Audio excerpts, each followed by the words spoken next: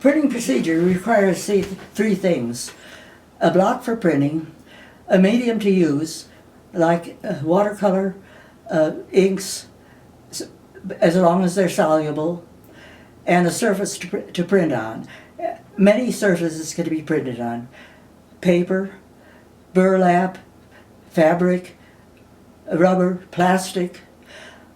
But the biggest variation in the printing procedures, of which there are a great many, is the surface you use for a plate. Anything you can put ink on will print. Cro-Magnon man used his hand. He got mud on his hand and slapped it on the wall. He was putting his handprint on his cave wall. This is a gelatin print. A gelatin print is a printmaking procedure with supplies you can find in your own kitchen. Knox's gelatin is what we use. The advantage to a gelatin print is it gives a soft effect, colors are fresh, you layer the colors, and so you never get it muddy. You also, as you do the different layers of paint, can lift out. In this case, I've lifted out lights that make her face look as though the sunlight is hitting it. We're going to make our own plate. No press. You don't even need any tools to speak of your hand and water-soluble inks or paints. I've done enough printmaking using different procedures that it was easy to do. And the cleanup is easy too. This is a picture frame, a plastic picture frame. And keep in mind that no matter how carefully you do things, you're going to have gelatin under the plastic that I'm putting in there. I put saran wrap in the form I use for putting the gelatin in, and it makes it easier to get the form out.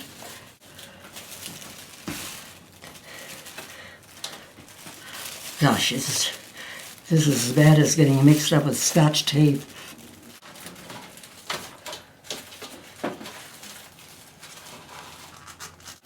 All right. As you can see, it has 4 sides and a bottom. And when we get the gelatin ready, we'll just pour it in and let it set up and then refrigerate it. I think about 2 cups of water is about right.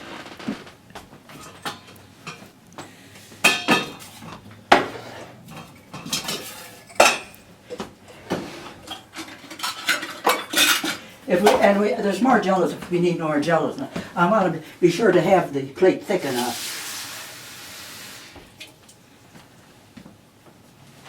Okay. Maybe it ought to be 2½ cups. Yes, I think I'm going to have it about 2½ cups.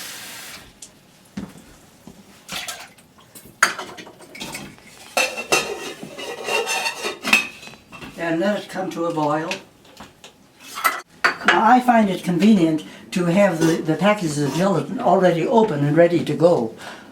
So what I'm going to do here is tear the corner off and have these ready to go. Well, I have 6 packages of gelatin for 2½ cups, and I have more gelatin. You can always add more anytime.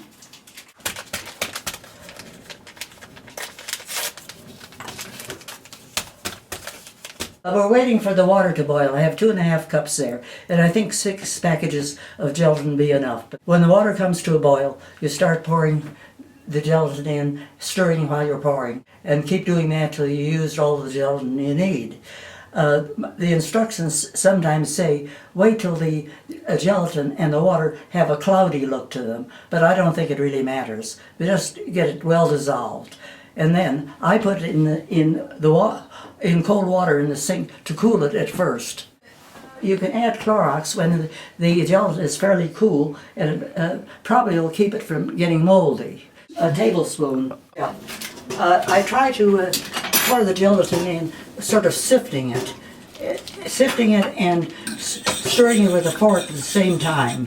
Put the pan of gelatin in the sink with cool water to cool it a little bit before you pour it into the frame.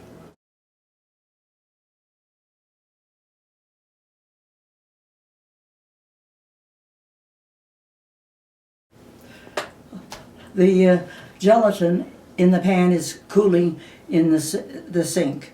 When it gets cool enough to pour, I will add a tablespoon of Clorox and stir it carefully before pouring the gelatin in the frame.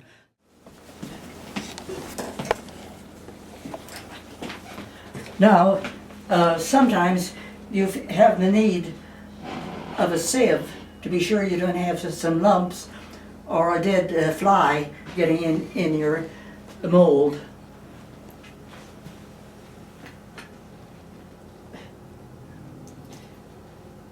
This little sieve will get everything out of there.